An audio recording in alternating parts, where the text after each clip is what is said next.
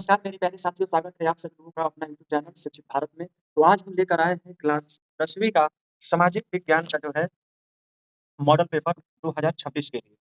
चलिए शुरू करते हैं आज के अपने सेशन को। देखिए ये जो पेपर होने वाला है वो सामाजिक विषय का होना वाला है क्लास 10वीं के लिए। जो इसमें समय रहेगा आप लोगों को पता होगा कि 3 घंटे 15 मिनट का समय होता है और जो ये पूर्णांक होता है वो 70 नंबर का होता है। चलिए खंड अ करते हैं अपना। देखिए कह रहा है कि बहुविकल्पीय प्रश्न है। कह रहा है कि पहला प्रश्न जो है फ्रांस की क्रांति के परिणाम स्वरूप है। पहला स्टेट जनरल का नाम बदलकर नेशनल असेंबली कर दिया गया। दूसरा आंतरिक आयात निर्यात शुल्क समाप्त कर दिया गया। तीसरा जो है क्षेत्रीय बोलियों का प्रोत्साहन किया गया और चौथा जो है फ्रेंच राष्ट्र की साझा भाषा बन गई। पहले का जो ऑप्शन सही है वो है सी 1, 2, 3। दूसरा है निम्नलिखित में से कौन नेपोलियन संहिता से संबंधित नहीं है? ए जन्म पर आधारित विशेषाधिकार समाप्त कर दिए गए। बी कानून के समक्ष बराबरी और संपत्ति के अधिकार को सुरक्षित बनाया गया। सी श्रेणी समूह का कारीगरों पर से नियंत्रण हटा दिया गया और डी है फ्रांसीसी नियंत्रण के अधीन क्षेत्रों को नेपोलियन सुधारों से मुक्त रखा गया। तो दूसरा का ऑप्शन सही है, ऑप्शन नंबर जो है हम लोगों का डी सही है। तीसरा है हिंद स्वराज पुस्तक के लेखक हैं ए बाल गंगाधर तिलक, बी महात्मा गांधी, सी वल्लभ भाई पटेल और डी लाला लाजपत राय। जो 3 का ऑप्शन सही है, ऑप्शन नंबर है हम लोगों का बी महात्मा गांधी। 4 जो है निम्नलिखित में से किस अंतर्राष्ट्रीय मुद्रा कोष और विश्व बैंक के वीटो का अधिकार प्राप्त है? ए जापान, बी भारत, सी संयुक्त राज्य अमेरिका और डी श्रीलंका। जो 4 का ऑप्शन सही है, ऑप्शन नंबर ए सही है, जापान। 5वां कथन 1928 से 1934 के बीच भारत में गेहूं की कीमत 50% तक गिर गई। यानी ख कारण 1929 में व्यापी मंदिर की लहर चली। यानी कह रहा है कि ए कह रहा है कि क सही है, ख गलत है। बी कह रहा है ख सही है, क गलत है। सी कह रहा है क सही है किंतु ख की सही व्याख्या नहीं करता। डी कह रहा है क सही है और ख की सही व्याख्या नहीं करता। तो 5 का ऑप्शन नंबर डी सही है। 6वां जो है बेल्जियम में सांस्कृतिक शिक्षा और भाषा जैसे मामलों पर नियंत्रण लेने के अधिकार है। ए केंद्रीय सरकार को, बी राज्य सरकार को, सी सामुदायिक सरकार को और डी ए एवं बी दोनों। जो 6 का ऑप्शन सही है, ऑप्शन नंबर सी सही है। 7 अवशिष्ट विषय से क्या तात्पर्य है? ए वे विषय जो राज्य सूची के अंतर्गत हैं, बी वे विषय जो समीपवर्ती सूची के अंतर्गत है, सी वे विषय जो संघ सूची के अंतर्गत है और डी वे विषय जो किसी भी सूची के अंतर्गत नहीं है। जो 7 का ऑप्शन सही है, ऑप्शन नंबर डी सही है।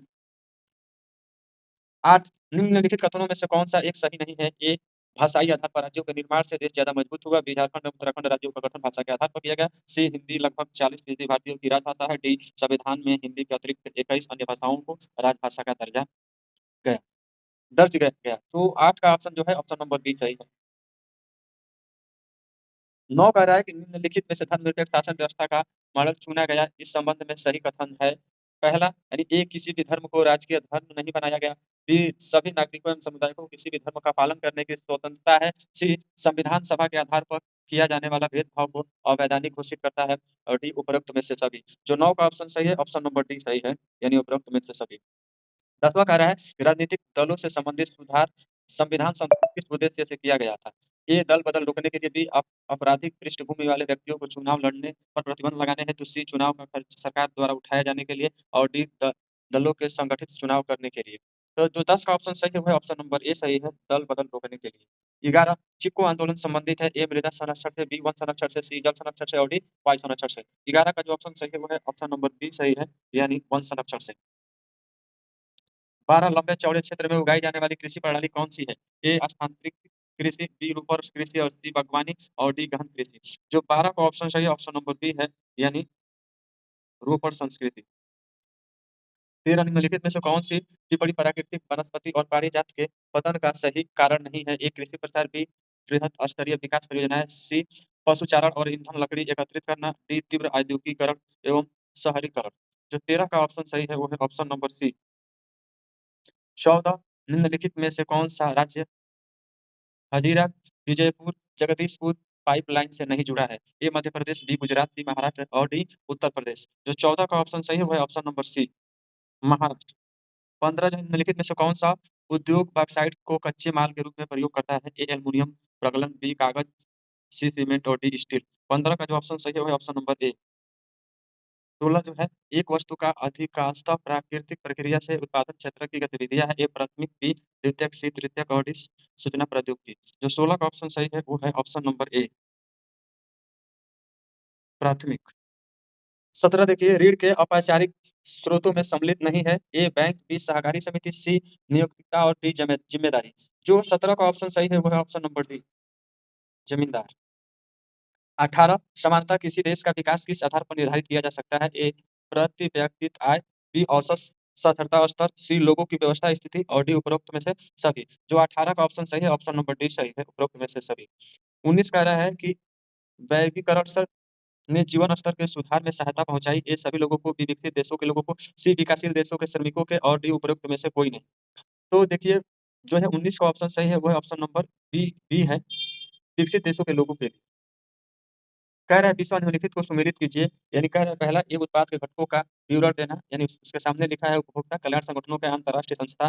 बी कह रहा है कि एक एक मार्क और उसके सामने लिखा है एजेंसी को वस्तु और सेवाओं के लिए मानक विकसित करना। सी कह रहा है उपभोक्ता इंटरनेशनल, उसके सामने लिखा है अजानों और खाद्य तेलों की गुणवत्ता का प्रमाण। और डी कह रहा है भारतीय सूचकांक ब्यूरो, जो उसके सामने लिखा है 4 नंबर सूचना पाने का अधिकार। यदि बात करते हैं इसका उत्तर विकल्प का, तो इसका जो विकल्प सही है वो है ऑप्शन नंबर ए, यानी ए का जो आएगा वो 4 पे आएगा। यदि विकल्प करते हैं पहला इसका, तो देखिए ए का जो है लाइए यहाँ पे मिलेगा, उसके बाद से बी का तीसरे पे जाएगा, सी का जो है 1 पे जाएगा और बाकी जो है डी जो है 2 पे जाएगा। इस तरह से इसका मिलान होगा। चलिए वर्णनात्मक प्रश्न आ गए हम लोग। देखिए इसमें कह रहा है कि उत्तर जो है लगभग कितना शब्दों में, 80 शब्दों में लिखना है। यानी कह रहा है कि प्रथम विश्व युद्ध का ब्रिटेन के अर्थव्यवस्था पर पड़ने वाले 2 प्रभावों को लिखिए, 2 नंबर का है। अथवा 19वीं सदी के मुद्रण संस्कृति के प्रसार का महिलाओं पर पड़ने वाले 2 प्रभावों को लिखिए। दूसरा कह रहा है केंद्र और राज्य के संबंधों में आए बदलाव को स्पष्ट कीजिए। अथवा कह रहा है सतह के क्षैतिज वितरण से क्या आशय है, स्पष्ट कीजिए। तीसरा कह रहा है खनिज के संसाधन हेतु किन-किन प्रयासों की आवश्यकता है और क्यों? अथवा कह रहा है कि दिन-प्रतिदिन कृषि भूमि कम हो रही है, क्या आप इसके परिणामों की कल्पना कर सकते हैं? आज की दृष्टि से इसका कृषि पर क्या प्रभाव पड़ेगा? चौथा कह रहा है विदेशी व्यापार विभिन्न देशों के बाजारों के एकीकरण में सहायक रहा, इस कथन को स्पष्ट करें। अथवा कह रहा है आपके विचार में एक उपभोक्ता को जागरूक होना क्यों आवश्यक है, किन्हीं 2 उदाहरणों द्वारा स्पष्ट कीजिए। वर्णनात्मक 2 कह रहा है, यानी उत्तर जो है लगभग कितना शब्दों में लिखना है? 150 शब्दों में लिखना है, 150 शब्दों में। पाँचवाँ कह रहा है कि मरियान और जर्मेनियम कौन थे? जिस तरह इन्हें चित्रित किया गया उसका क्या महत्व था?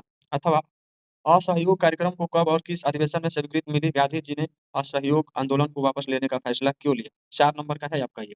6वां जो कह रहा है कि लोकतंत्र से क्या तात्पर्य है? लोकतंत्र के प्रमुख परिणामों को स्पष्ट कीजिए। 8वां का राजनीतिक दल का अर्थ स्पष्ट कीजिए। वर्तमान परिप्रेक्ष्य में इसके समक्ष सब प्रमुख चुनौतियाँ कौन-सी है? 7वां कह रहा है भूमि संसाधन से क्या तात्पर्य है? संसाधन के रूप में भूमि का उपयोग किन उद्देश्यों के लिए किया जाता है? व्याख्या करिए। 8वां कह रहा है इसमें कि जल दुर्लभता क्या है? इसके प्रमुख कारणों का वर्णन कीजिए। 8वां कह रहा है तृतीयक क्षेत्र की गतिविधियों का उदाहरण दीजिए एवं स्पष्ट कीजिए कि तृतीयक क्षेत्र किस प्रकार प्राथमिक और द्वितीयक क्षेत्रों के विकास में सहायता करता है। अथवा विकास में ऋण की भूमिका का विश्लेषण करते हुए ऋण की 4 प्रमुख शर्तों का उल्लेख कीजिए।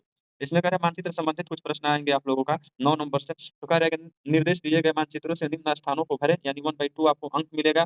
सही उत्तर तथा 1/2 अंक सही स्थानों का पुनर्चित्रित क्या किया गया है? निर्धारित किया गया है। वह स्थान जहाँ से सविनय अवज्ञा आंदोलन प्रारंभ हुआ, दूसरा वह स्थान जहाँ जलियांवाला बाग कांड हुआ, तीसरा वह स्थान जहाँ नील की खेती करने वाले किसानों का आंदोलन किया गया, चौथा वह स्थान जहाँ असहयोग आंदोलन प्रारंभ हुआ, पाँचवां वह स्थान जहाँ दिसंबर 1920 में कांग्रेस का अधिवेशन हुआ। उसके बाद से ये देखिए कह रहा है, जो लोग दृष्टिबाध परीक्षार्थी होते मानचित्र कार्य के विकल्प रूप में चुनें।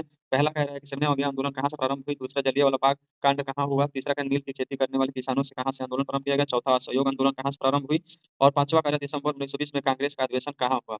पाँचवां का जो सॉरी 9वां का जो ये है बी नंबर कह रहा है भूगोल से है, यानी निम्नलिखित को भारत के दिए गए मानचित्र चिन्हों द्वारा जो है नाम सही दर्शाइए, सही नाम तथा उनके सही चिन्ह अंकन हेतु आपको कितना अंक निर्धारित किया गया है? 1/2 अंक निर्धारित किया गया है। कह रहा है पहला असम का राष्ट्रीय पार्क यानी चिन्ह द्वारा नाम सही दर्शाइए। दूसरा कह रहा है भारत के पश्चिमी तट पर स्थित एक पतन जो है त्रिभुज द्वारा चिन्ह द्वारा नाम सही दर्शाइए और तीसरा कह उत्तरी भारत में स्थित एक परमाणु ऊर्जा केंद्र चिन्ह द्वारा नामित दर्शाइए। तो ऐसे आप लोगों को क्या करना है, प्रश्नों को सॉल्यूशन करना है।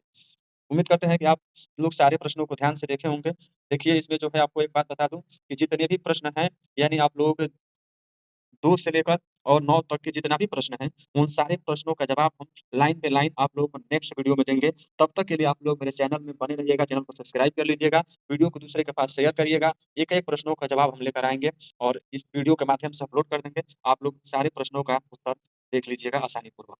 तब तक के लिए धन्यवाद आप